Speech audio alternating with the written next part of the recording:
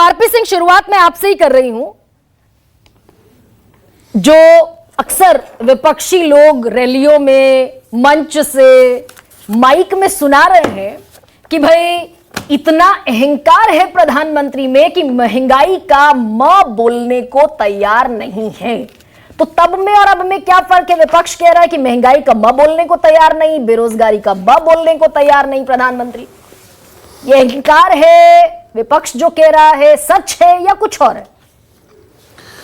देखिए गरिमा बहन, ये जो पूरा इलेक्शन है, हम लोग इन्हीं मुद्दों पर बात कर रहे थे कि देश में किस प्रकार प्रधानमंत्री मोदी जी ने आयुष्मान भारत के अंतर्गत 55 करोड़ लोगों की चिंता करी, उनकी सेहत की चिंता करी, 5 लाख तक का हेल्थ इंश्योरेंस की चिंता करी, किस प्रकार 14 करोड़ से अधिक लोगों के घर पे नल से जल भेजा गया, किस प्रकार देश के हर गांव तक बिजली पहुंचाई गई, किस प्रकार लोगों को सिर पे छत दी गई, 4 करोड़ से ऊपर लोगों को मकान दिए गए और लगभग 3 करोड़ का अगली टर्म में वादा भी किया गया।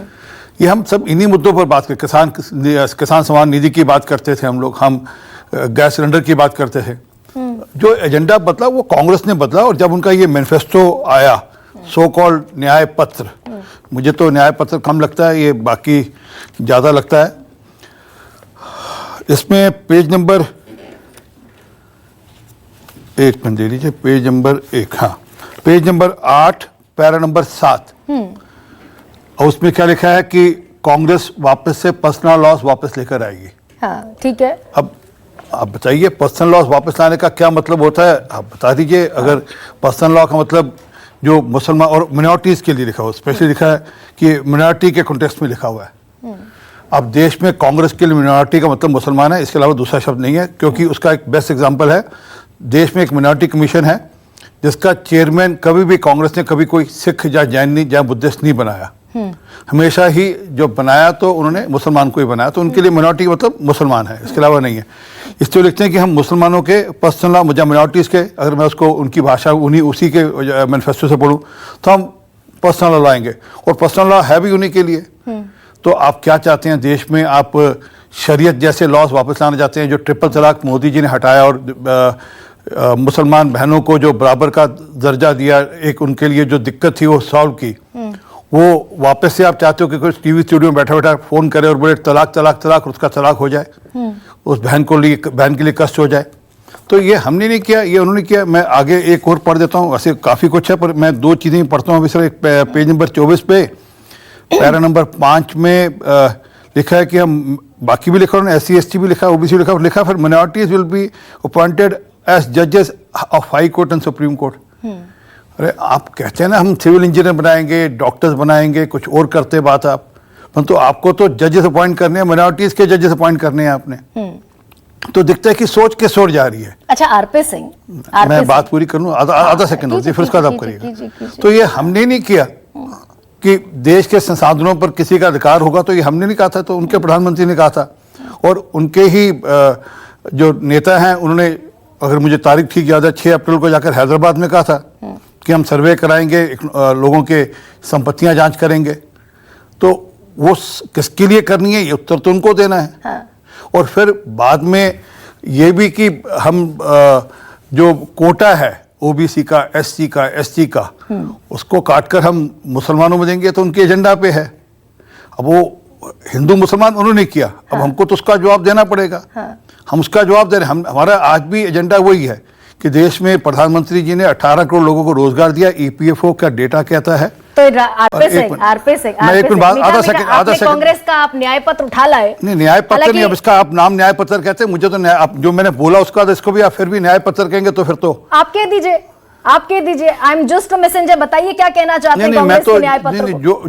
जो मैंने पढ़ा उसके बाद जो न्याय पत्र तो नहीं दिखता ना कि आप सिर्फ मुसलमानों की चिंता कर रहे हैं उसके अंदर। अच्छा चलिए ठीक है। अब आरपी सिंह मुझे ये बताइए, आपने सारे अपनी मर्जी के मुद्दे उठा लिए, जहां पर आपको शरिया लॉ दिखा वहां हिंदू मुसलमान आपने पकड़ लिया, जहां संपत्ति, एक सेकंड अब सुन लीजिए, जहां आपको वेल्थ सर्वे दिखा वहां आपने मंगलसूत्र पकड़ लिया, संपत्ति का बंटवारा पकड़ लिया। और मैं नहीं जा रही कांग्रेस के न्याय पत्र पर, मैं तो ये पूछना चाहती हूं, 10 साल पहले प्रधानमंत्री नरेंद्र मोदी डॉक्टर मनमोहन सिंह को कह रहे थे कि अहंकार इतना ज्यादा है, और मैं सुना सकती हूं वो बयान, अगर आप चाहें तो मैं फिर सुना दूंगी आपको कि क्या कह रहे थे प्रधानमंत्री 2014 में। मनमोहन सिंह का अहंकार इतना ज्यादा है कि वो महंगाई का मां बोलने को तैयार नहीं। तो आप महंगाई पर अगर नहीं बोलते, बेरोजगारी पर नहीं बोलते, किसानी पर नहीं बोलते, गरीबी पर नहीं बोलते, पेट्रोल के शतक छू जाने पर नहीं बोलते, तो ये अहंकार है या कुछ और है?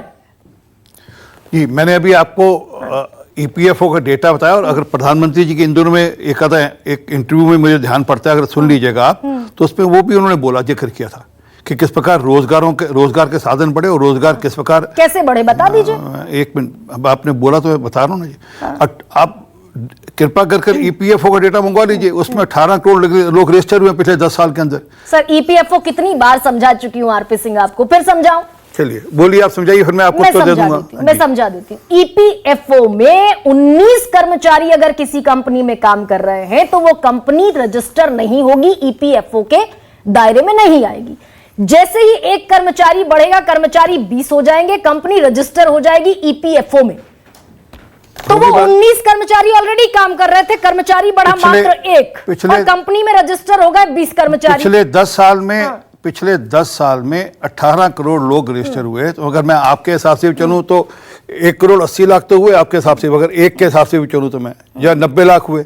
तो क्या है कि वो जो कंपनी बन रही है वो रातों रात थोड़ा खड़ा हो गया मामला कोई। अच्छा, जो पेट्रोल डीजल शतक पार कर गया। मैं एक मिनट, मैं अपने एक कर और देश के अंदर प्रधानमंत्री की जो स्वरोजगार की योजना है, मुद्रा योजना है, उसके अंतर्गत कितने लोगों को लाभ मिला, जरा उसकी भी चर्चा कर लीजिए ना, देख लेते हैं कितने लोगों को क्या क्या लाभ मिला। और उसके बावजूद बेरोजगारों की फौज खड़ी है आपकी सड़कों पर, खड़ी है कि नहीं? आईएलओ का डेटा कहता है कि नहीं कहता?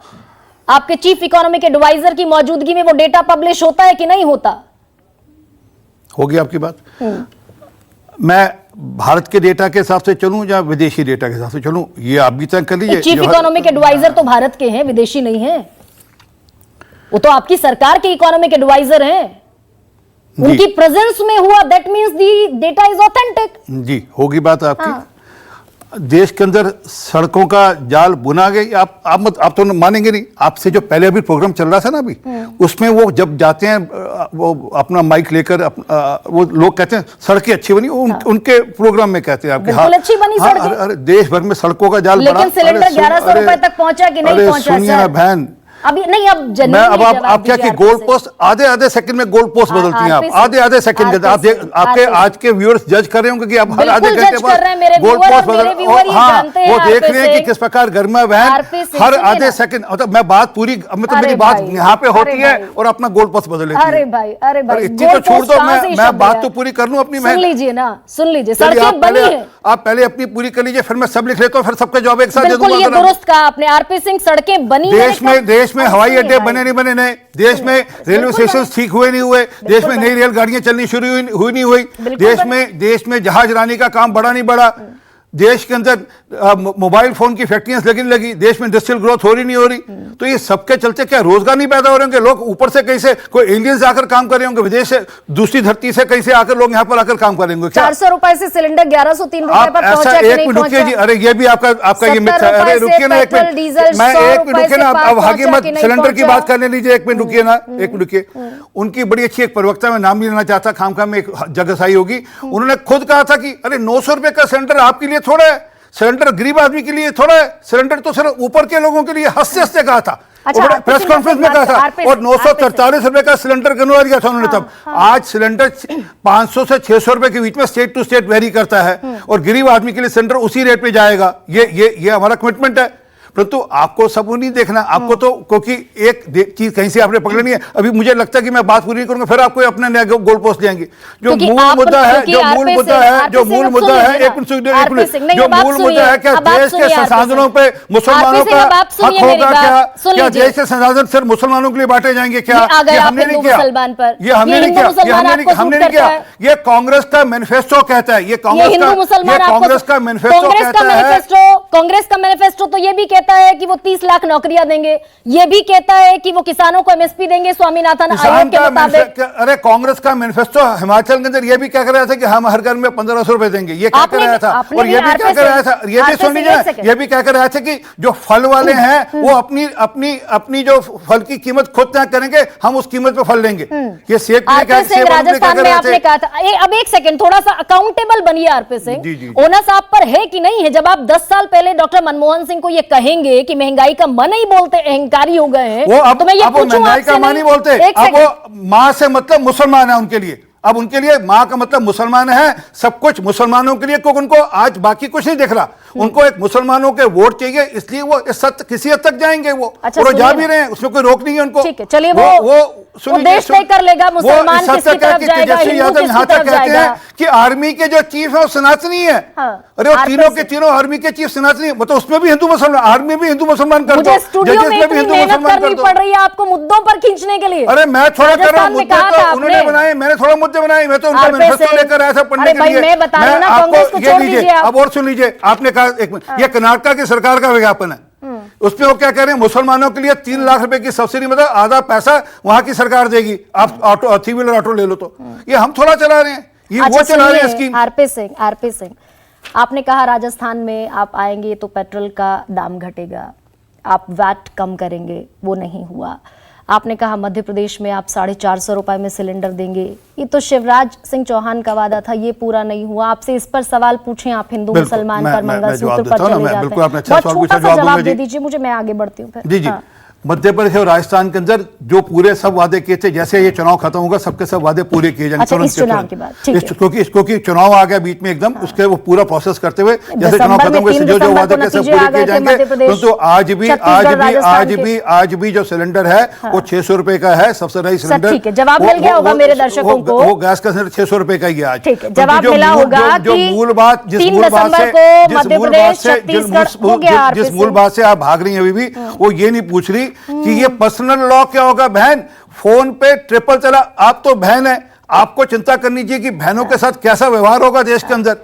आपने कभी ये नहीं पूछा कि धारा 370 हटाई, आज वो कहते हैं कि हम कानून बदलना चाहते हैं, हमने धारा 370 हटाई, कांग्रेस 370 के पक्ष में खड़ी दिखती है। आपने कहा कि 3 दिसंबर को चुनावी नतीजे आ गए थे मध्य प्रदेश के, छत्तीसगढ़ के और राजस्थान के। आपने कहा क्योंकि चुनाव आ गए इसलिए वहां आप वादे पूरे नहीं कर पाए। 2024 का चुनाव घोषित हुआ था 16 मार्च को।